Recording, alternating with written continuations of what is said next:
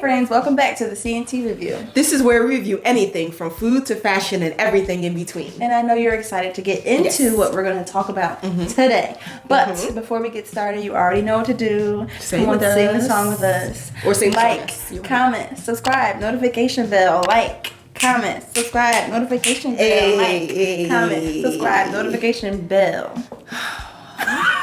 I just wanted her to do 4. I almost did it. Something in my spirit said, do another one. I said, now I have to something in my spirit said she's going to stop at 3. And we were on one accord. It was the Holy Spirit.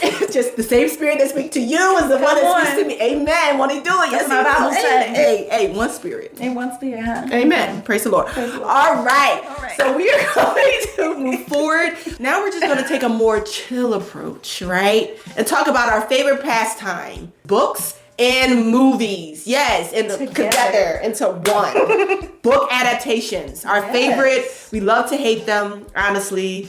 Let's be real here, because you all know you have some book adaptations that you're just like, what did they do? That was my favorite book. Yeah. And they ruined it. And now you're sad. So R.I.P. to that. R.I.P.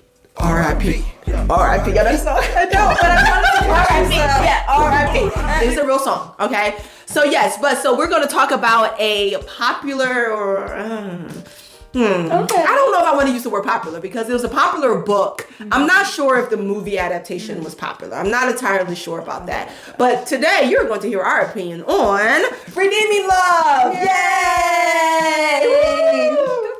I know I did move it a lot. It's such a huge book.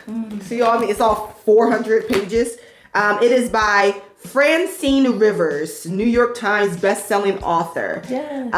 It is a story of love that won't let go, no matter what. And child, they should have let that movie go. All right. But you can't talk about this Redeeming Love book without bringing a friend along for the ride. She was the reason why we read this book. True. You know what I mean? I have read this book if it wasn't for her, honestly. She her and our other friend, Olivia, who you will be meeting later.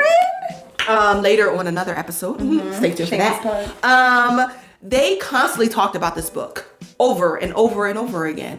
And so I was just like, I was going on vacation and I was just like, I'm gonna get this book for vacation, right? When I tell you, I was on that beach, just turning pages, worshiping Jesus. I was just like, yes, this is what it's about. Great book. So you know what we're gonna do? What are we gonna do? We're not gonna belabor this point anymore and we're just gonna get started. So here we go. Hey guys, it's Abby. I play Angel and we're here on the set of Redeeming Love. Just around the corner, down one of Cape Town's busiest streets, this film crew is busy making magic.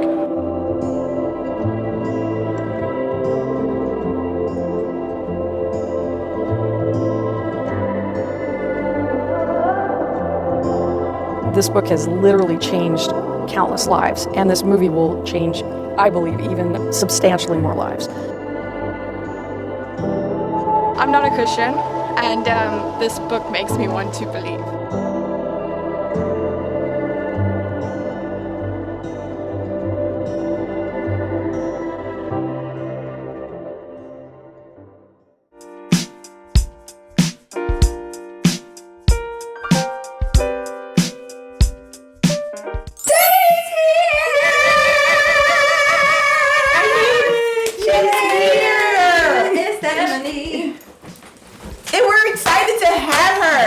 She is ready to rip apart this book and movie with us. She's been brewing and brimming for a couple of weeks. I talked to her the other day and she could not hold it in. She was like, I have some thoughts about this movie. She's about to get it. And you're about to hear it. You're about to get it all. You may not ask for it, but you're about to get it. You did ask for it. You about to get this video.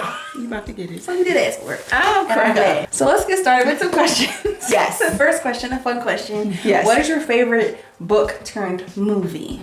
My favorite book turned movie, based on how close it was to the book, Okay. I would have to say Hunger Games. I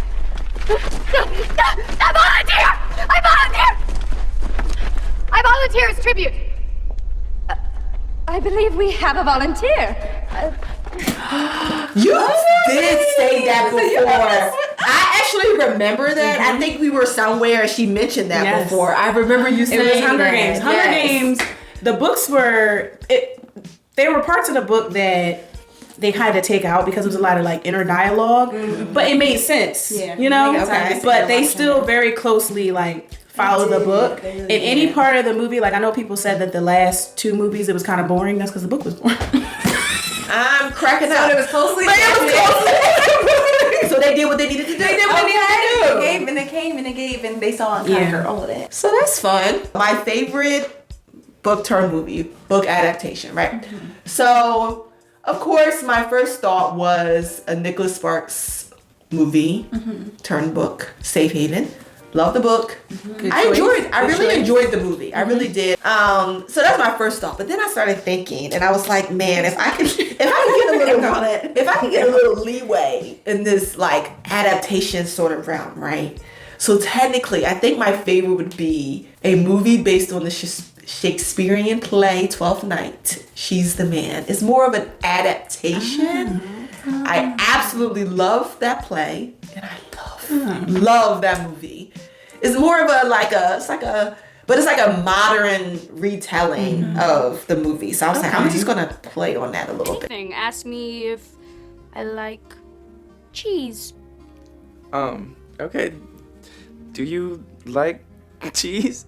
Well, why, yes, I do. My favorite's Gouda. Oh, I like Gouda too. See? See what? We're flowing. We're talking about cheese. So what? Flow is flow.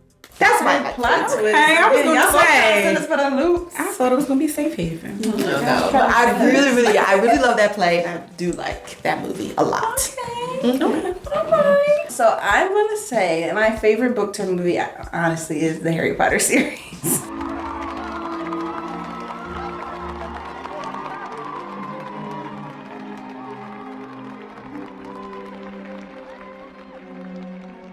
Assuming that my calculations are correct, I believe that a change of decoration is in order.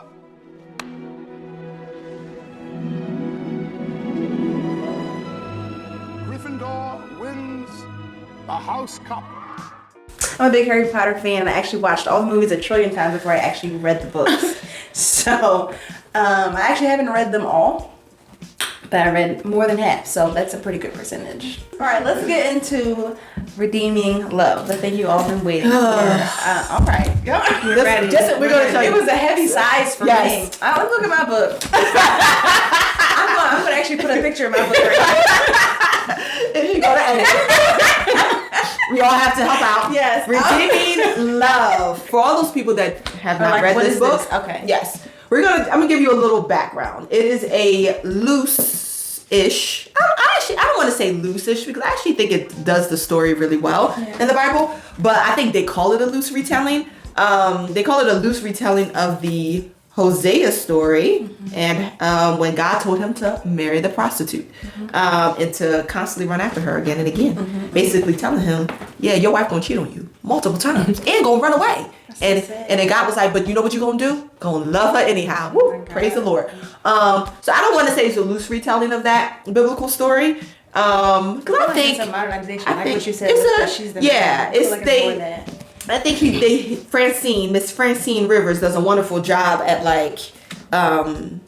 at telling the story, and I think she keeps the essence of the Hosea story from the Bible. Yeah. So just to give you a little background of what that is. Okay. My question is for Deveney because this is your favorite book. What would you have changed about one of the characters?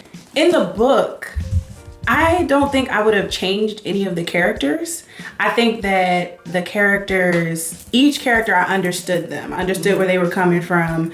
I think it made for a good story. All the backgrounds, all the characters were good. However, in the movie, there was a character that I speak on it, Dev. Thought should have been changed based off of the description in the book. Okay. I can be a bit of a book purist.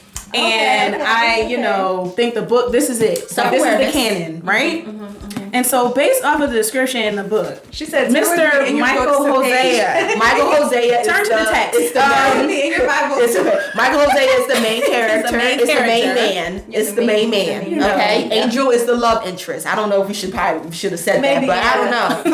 I don't know. We can say it after she reads the description of Michael Hosea. So on page 55, Francine Rivers, the author, says, finisher of this book. Michael Hosea, inspired by God, because all scriptures God breathed. Amen. Come on. Period. Michael Hosea was a quiet man, but there wasn't anything soft about him. There was something in his look that made men treat him with respect. It wasn't just his height or the strength of his body, which were both impressive enough. It was the clear steadiness of his gaze. He knew what he was about, even if the rest of the world didn't.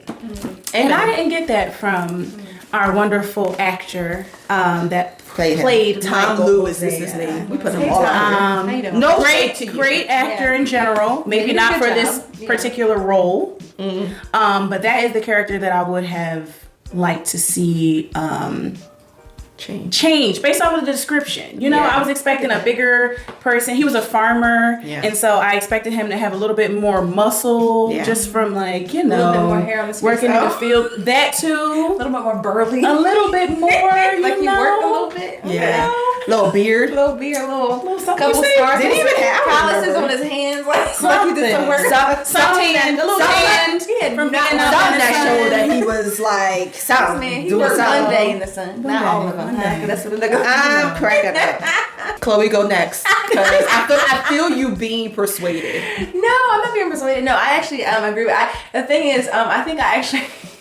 This is why I can't be swayed. I think I actually heard Deveney say something to that effect before watching the movie. So, bad idea. I went into the movie waiting. When I saw him, I said, he's not going to be right. He's not going to be big enough. He's not going to be this. So, I remember telling myself, like, okay, Chloe, just block it out and just try to have your own opinion about this man. But I think as I watched through and remembering what was said in the book, I was also like, It's common. I was like, he's cute, but I wish he was like, bigger. pick you up, throw you across the room big. With 3 men across the room. Yeah, okay. Trying to go get his Let's not wife. get started in that little fight. It was like, I said, get away. I was like, That fight was so unbelievable. It was unserious. I know. I don't believe unserious. I'm not It was believe like this. It was so.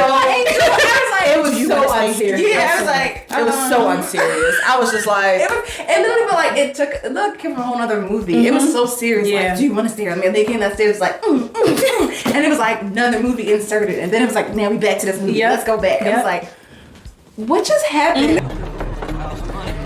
She stays here.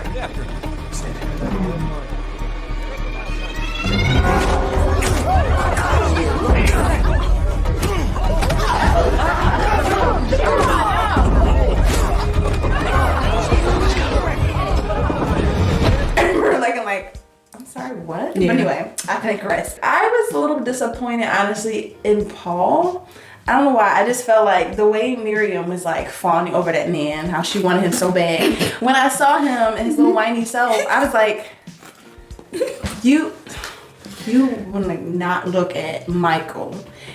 I know you love him as a brother, but I was like, Paul, like you trying to have his babies. Like you showed up, you begged your dad, like, let me go marry him. I want Paul. Why don't he see me? And I was like, this man right now, he's a did you not like his looks or did you not like his character? Well, I mean, I know he was whiny all the way through. Not whiny. I was like, he was whiny from the beginning. Whiny, Honestly, even in the book. Grumpy, so that part he was did well with grieving, that. though. He was His grieving. wife died.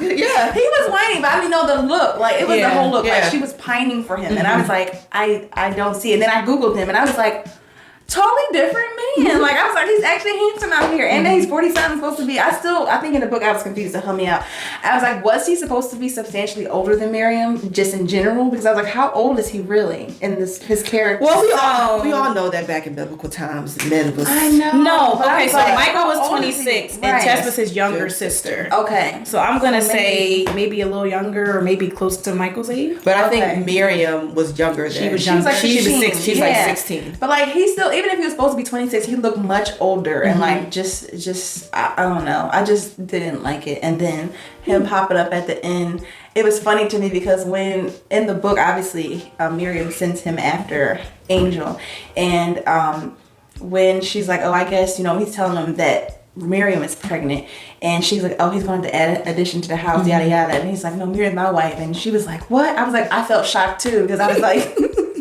and I knew it was happening, but I also was like, I don't believe what? I didn't believe. I was like, y'all didn't spend 5 seconds on screen together. I'm with her. What you mean you married Miriam? Miriam, what? I mean, you couldn't have had any men because clearly there weren't a lot around. But Paul, I'm sure he's a nice gentleman. I'm sorry, that's somebody's brother, somebody's son. So shout out to you. But I wasn't giving like, oh my God, I want Paul for my man. That's interesting. I understand that. I agree. That's interesting. The crazy thing is, like, Paul was giving to me exactly what I imagined him to be. Whiny brat. He was supposed to be handsome too. Whiny brat. They never described him. They never described him as handsome. They didn't describe him as handsome, but the way she wanted him, like she was acting like she was cute to man to him, and I was like, I wanted to see that too. The thing is this, like I think to me, like Paul in the book was giving whiny brat burly and like just like, you know what I mean? Like they never described his looks. Yeah, either way, I wanted to see it through their eyes, and I didn't see it. That's the point. Somebody said she was cute, and I was also like. Yeah, well, it goes to show that beauty's not out of order. I also was not shocked by Angel either when she came in. I thought Angel was very pretty. I think it took me a couple minutes, and I was like, you know what, she is pretty, but it didn't hit me right away. It was her acting for me. I actually thought Angel was also too. I thought Angel was very pretty. I thought Angel. I've seen her in other things. I thought the girl that played Angel. I thought she was naturally very pretty. I did. I was surprised because they picked a redhead because she is a redhead. And I was like, naturally she dyed her hair blonde for the movie though. It looked red. Dyed it? It looked red in the movie. Okay, it did not look blonde to me. It looked like it wasn't like blonde. It was like, I see a tint of like, you can tell you're a redhead. I can see that. To me. But Michael, in terms of looks, his face is cute. His body was not giving. I wanted to feel like he could do some things to me in the bedroom.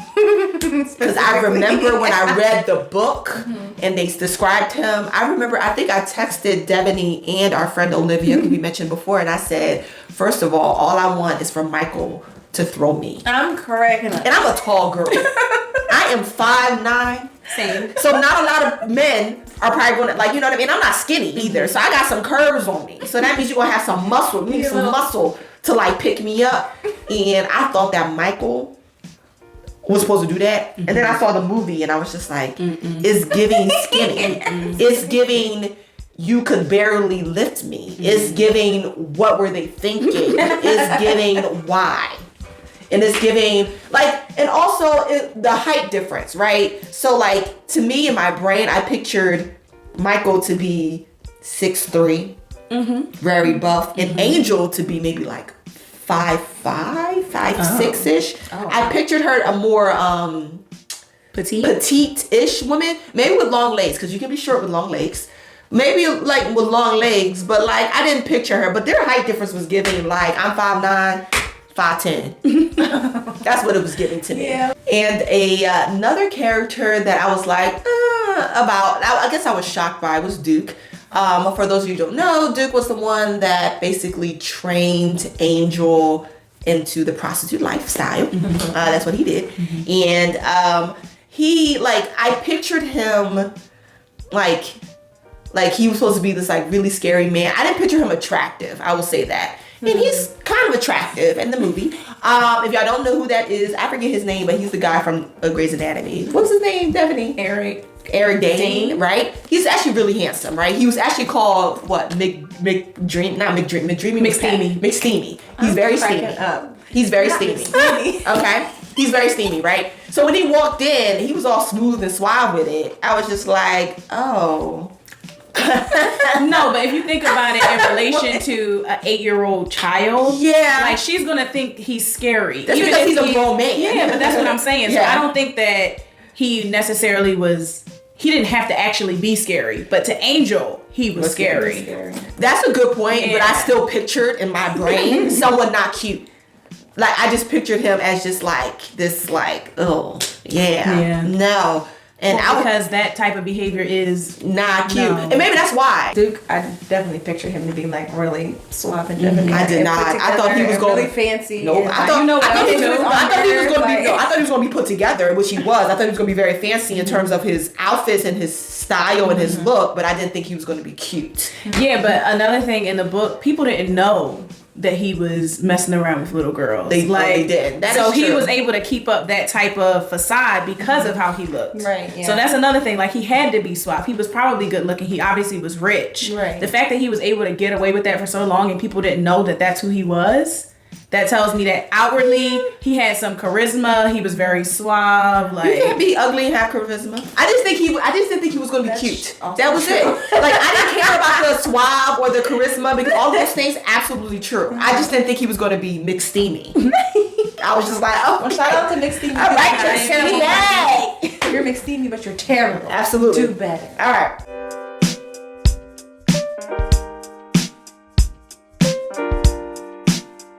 there was a scene that they didn't leave out, but I didn't like how they did it in the movie. Okay. And it was the scene when Duke bought her father. Her father didn't recognize her as a prostitute. Oh, okay. And I didn't like the way they did it in the book because they made it seem like Angel was trying to like get back at her dad. Mm-hmm. But the reality was Duke kind of set her up and didn't give her like an option, and she was actually very ashamed of that. Yeah. Oh yes. And I didn't really like how they portrayed that in the She did that. Yeah. So no, he brought her to him. Yeah. He brought him to her. That was his father? In the book, he did. But they didn't make that clear. They didn't make it clear. But that's what I was saying. Like in the movie, it felt more like she was getting back. Right. Instead of being forced to do it, it was more like her decision. Yeah. Like she definitely obviously would recognize him. She did. She knew it. She did recognize him. He didn't recognize her. Yeah. And then I feel like we didn't see enough of Michael's struggle sometimes. Like I feel like they just showed the positive parts of him, like always going to go get her, always being the one like, oh, I love you, oh, I just want to offer you this life. And they didn't show the times where he struggled with this. Like he was like, Lord, why? Are you sure? Like, are you sure? Like he say questioned God a lot in the book. Like for sure. Every time she revealed something else, like, oh, I can't have children, and he was like, Lord, every time. He's like, is there anything that woman hasn't done? That's what he said. In the book, is there anything she has not done? Like, want me to love her? And I feel like they didn't show enough of that struggle, and to me it just made it a little cheesy because it was like it made him feel a little bit more like naive versus the very like put together. He was also very like put together, strong faith. Strong faith. This wasn't about he was just so in love with Angel. He was listening to what God told him. Well, I think that was the issue, right? I think the issue was they didn't necessarily bring God into the movie a lot, and so I think like it felt like they were really trying to take a huge part of the chunk of the story out of the movie. So the reason why it kind of felt maybe a little cheesy, or maybe they couldn't showcase his struggles without actually talking about God, because he was talking to God the whole time, and God was the reason. Like they kind of just phrased it as like he just saw this pretty girl walking down the street, he prayed about and it, he was just like, that's her. Like, he was like, you know what, that's it, that's what it is. Just it was fine, you know what I mean? They had the scene at the beginning with him praying, which I was okay with, but I felt like they just needed to speak more on Michael's relationship with God, because it was God that was telling him. He wasn't just hanging out. Like it kind of felt in the movie, like, you know, in the book, Paul keeps telling Michael, like, come on now, did God really, like, you know, basically saying, did God really tell you to with this girl, right? So in the book, you understand, like, God did say it. Like, he said it, Paul, shut up. He said it, Paul, shut up. Say it. The best of all bald-headed self. Bald-headed skittle diddle. But in the movie, exactly. But in the movie, though, when Paul's like, you sure? You're like, yeah, are you sure, Michael? And because who's telling you this? Paul in the face, I was like, this was random. Like, Paul was like, did you just hit me? And then he was like, here, come on, get up. I'm sorry, bro. Let me help you up. I think it's supposed to be his way of showing, like, don't mess with Michael, because of how they described him in the book. But once again, it's just not believable because of how he looks.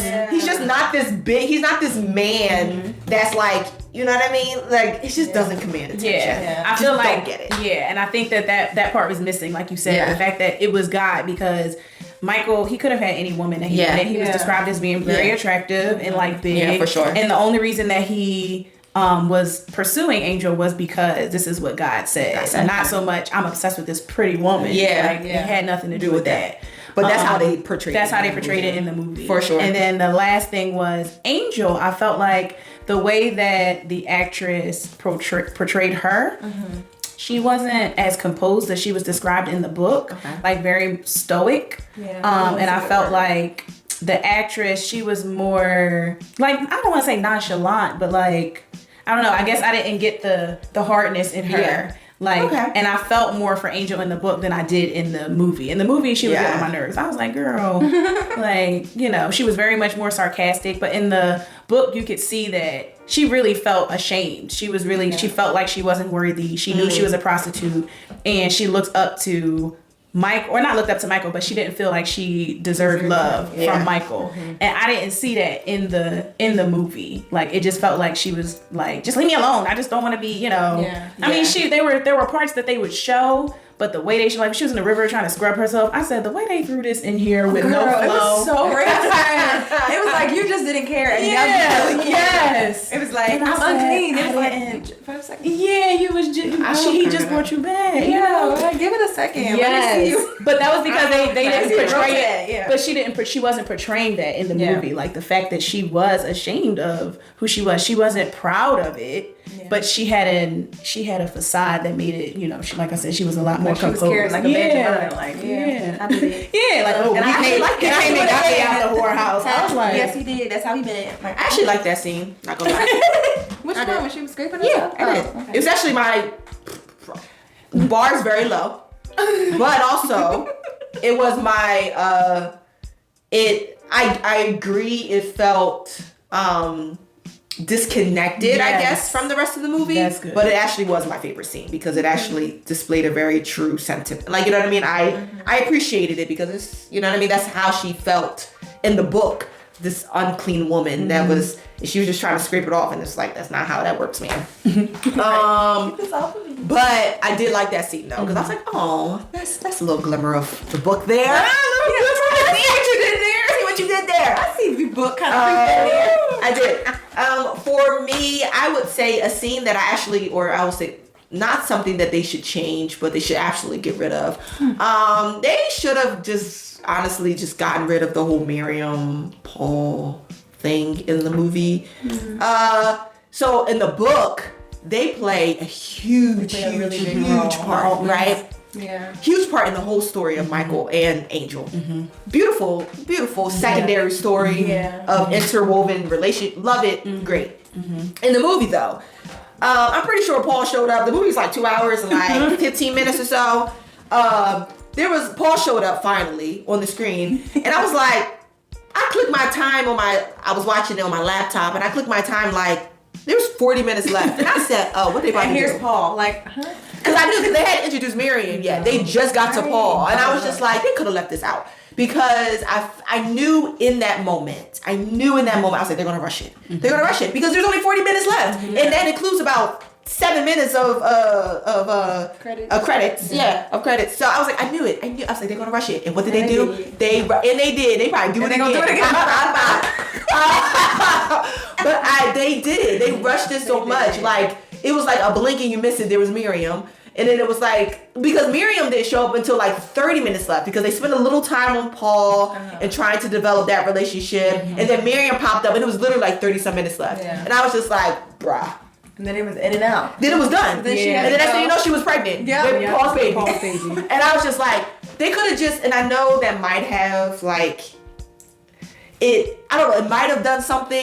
It like leaving them out might have been like all about Michael and Angel. But at that point, it was all about Michael and Angel. You might as well just capped it. You might as well just capped it. Make it a sequel. Like, exactly. Make it a sequel. If that's what you really wanted to do, like you could have, this book is long enough that you really could have. If you just wanted to make this part 1 as a story, and then part 2 really introduce and delve into their relationship with Miriam, and like, you know, if you really want to do that, it could have been a mini series, something. But they rushed it. I knew immediately they rushed it. I agree. That's actually one of the things I wrote down, was that I wish they spent, well, you know, not like spend more time, the movie would be much longer, but I was like, I feel like Miriam and the Altmans played a big role in softening her and breaking down her walls. So that's why when her walls were broken, and we also only saw Miriam for a second, it seemed like, how did we get here? And they I were feel like best friends. Yeah, Angel. I always said. They really were. And I think the other thing, because everything else said, I agree with. The whole thing, adding to it about leaving God out of it.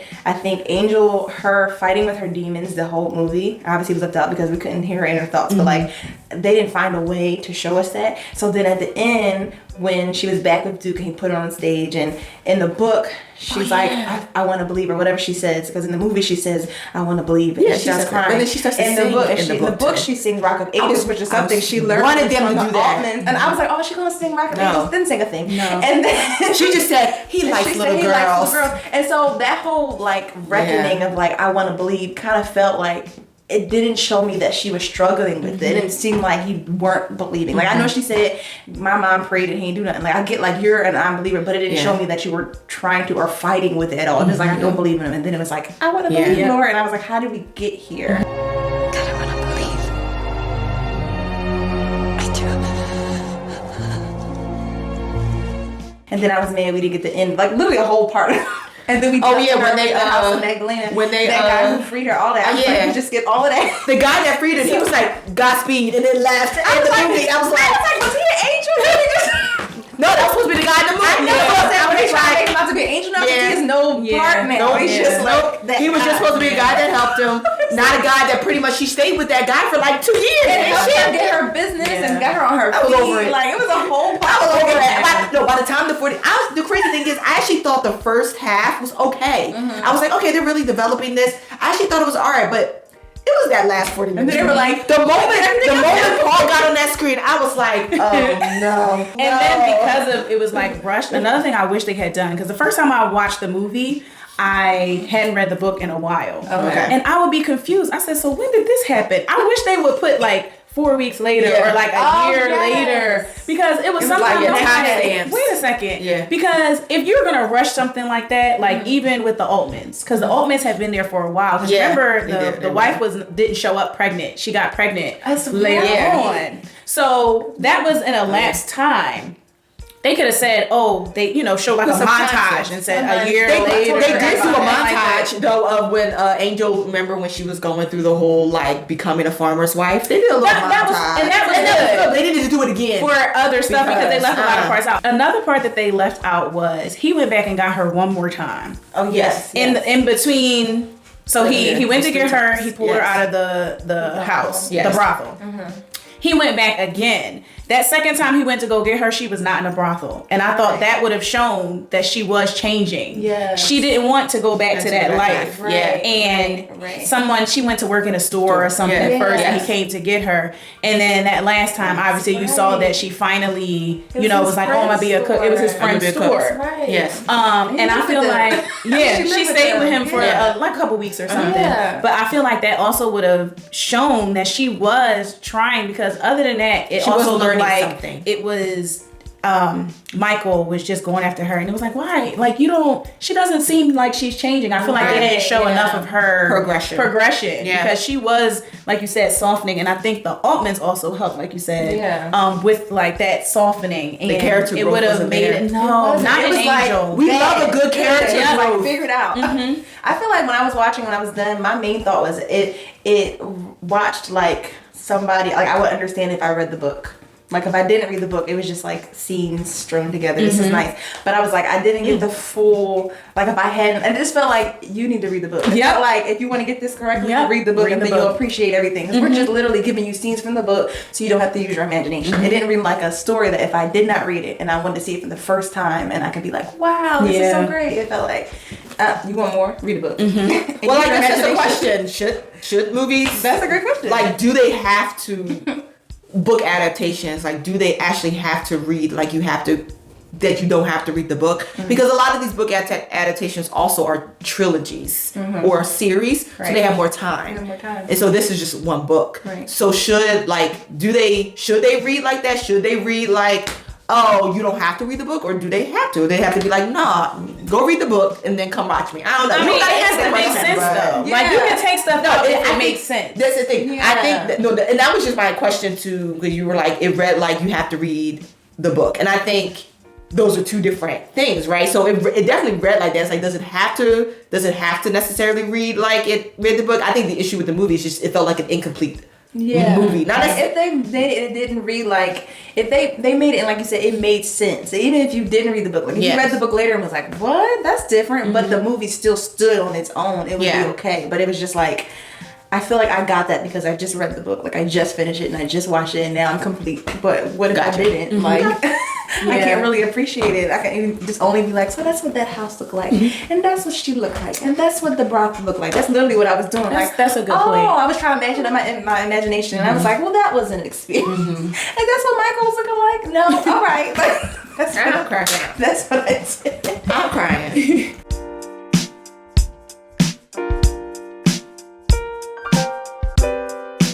If I'm gonna do both, I prefer to read the book first. I knew. I was just like, I'm asking her.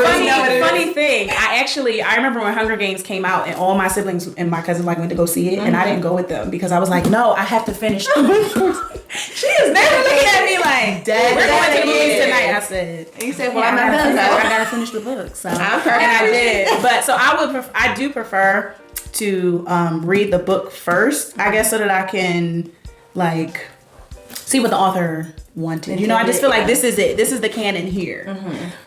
This is the source material. I have gone back and read books after I watched the movie. But you read the book first and then watched the movie and then read the book again? Or you mean? No, I have watched Crazy Rich Asians. I watched the movie before I went back and read the book. And then I read the book. And the book was good. The book was better, always. But, it was... Same with Bridgerton. I watched it first and then I went back and read the books. And that is actually an entirely different...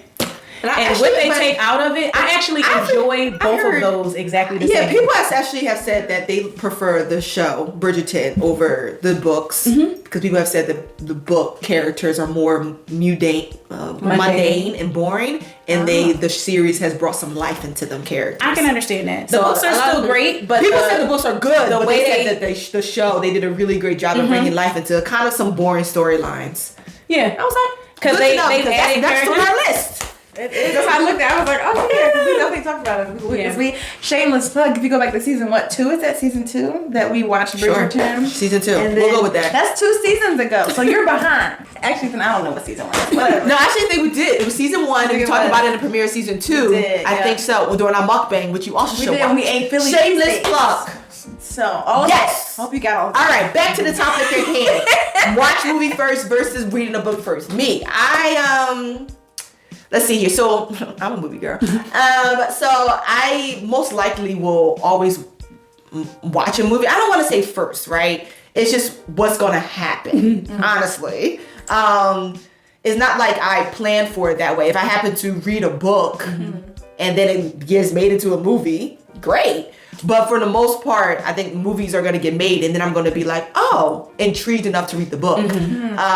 Like Bridgerton. I watched the series. People keep talking about the books. So now I'm going to go read the book. This is what happened with To All the Boys I Loved Before. This is what happened with Crazy Rich Asians. It's like if the movie's great, then I will be, I guess, more hyped to read the book. But even if the movie isn't great, I will still read the book. So it's just like... I don't want to say it naturally I will always. I'm not dedicated like her. No, I'm gonna read this book before I watch this movie. The thing is, I don't plan on it. I just read so many books that I've read it and I'm like, oh, like Safe Haven. I read that book before it became a movie, and I was and that's kind of where I would be at. If I happen to read a book first and then it happened to be made in a movie, great. But if a movie happens to come out and I want to see it. And then I'm like, oh, that was a book? Didn't know that. I'm gonna go read it. I'm not gonna be like, if I see a trailer for a movie, I'm like, oh, that's a book first. I gotta read the book first before I go see it. I'm not gonna do that. I'm just gonna go watch the movie and then I'm gonna go read the book. Yeah. So I don't know. It happens when it happens. I don't know. I think for me in the past, it didn't matter to me. I do not care. I think in certain instances, I actually prefer to have seen the movie first because sometimes I like to see what I'm reading. If the adaptations are true, like Hunger Games. I do believe I saw that first. So when I was reading the books, I could see Jennifer Lawrence's face. When we're talking about Katniss, I could see what's his name? Hutcherson? No. What's his name? The boy that played Peter, I can see Woody Harrelson. I can see their faces. I can see the Capitol. So sometimes, if it's really true, and I don't often like look to see if it's true. Sometimes I just happen to see the movie first. But I really like to when I'm reading it, I'm like, I can see her singing. I can hear her voice. I can see the location. I can see the room they're in. Because I like to really sit there and just see it like it's a movie while I'm reading. So yeah. So it's a give or take. Sometimes I honestly do not care. But sometimes I'm like, I wish I'd have seen this first. That use my imagination. Boobs. Like, no. We see what happens when she uses her imagination. She thinks everyone's supposed to be attractive. I do. All of them. A few of them. No, most of them. All right, most of them. She thought most of these characters were supposed to be hot. No, only if at least one person said they was cute, then I was like, well, they must be cute. That was everybody in the book then. It's like I'm pretty sure everybody said somebody was cute. said Brad was cute. So I didn't have a thought about him. That's because he had like one sentence. And that's why he was dead within one sentence. And they actually made him more sober than he was because he absolutely was a drunk. Big old You didn't know what he was doing. I'm cracking up. R.I.P. to his. Oh yeah. All right. Go ahead. So moving along to past her, we've made it to our scoring finally. All right, as y'all know, we score from 1 to 5. 1 being absolute trash, 5 being miraculously mind blowing, spectacular. Yes, I did. Miraculously mind blowing, spectacular. Yes. So we are going to rate this book adaptation. So how well did the movie translate the book onto the big screen? All right. So we're going to start with our guest, Deveney. Okay, go Deveney. What you got? I give this adaptation a solid 2. All right. Because I think that as far as like the description like of the town, like the scenery, all of that, I think was actually pretty good. But the characters and the development, it just kind of missed the mark for me. That's fair, yeah. I'm going to give it a 2.25. Oh, that's so nice. I was going to give it a 2.5, which is average of 5. But it wasn't even average. It was a little below that. It was a little below that. So 2.45. I don't know. I just she good for changing these numbers. 2.4. That's gonna be a terrible thing for me in post when I'm changing these numbers. Can I get a 2.3? Yeah, right. 2.3. Okay. All right. I'll give it a 2.3. Okay. I'm gonna do my score and I'm gonna try to stick to it because y'all know I'll be sweet. I'm not gonna look at y'all faces. Are you looking at me? Y'all looking good? All right. Stand on it, girl. All right. My score is a 1.5. Also valid. That's valid. Okay, thanks, friends. Like, our scores are not that great. They're not validating me because I was like, they're not that great. I was like, I was gonna say 2, and then I was like, 1.5. That let me down. Yeah. It wasn't really giving. It wasn't giving. I think it had components. It just needed more. That's all. It just needed to be fleshed out. It did. Did you think it was giving? Did you think that we were wrong with our scores? If you read the book, how closely do you think it was to the book? Yeah, what's your score? 1 to 5. Was it a really good book adaptation? Because that's the point. Yeah. Did they do a good job for you? For people that maybe have saw the movie and not read the book, it's not exactly the crowd that we're talking. We're talking about the book adaptation crowd. How much does it compare? But I mean, if you want to give your opinion, your opinion for sure. We want to hear it all. Yeah. Talk to us in the comments. Let us know. Engage. Yeah. But it wasn't giving as a book adaptation, and as a movie alone, child. But you know what? That's another episode to talk about that. All right, we did it. We came to this end. I hope you enjoyed all of our time. Thank you, Deveney. You're welcome for joining us. Having me. We loved having you. You bring such a joy and a light to the CNT review. Sunshine. That's what she did. All right, and we are just about to sign up. Okay. Bye. This has been another CNT review. Thank you for hanging out with us today. If you like this video, please like, comment, subscribe, and check out our other videos. See you next time. Bye.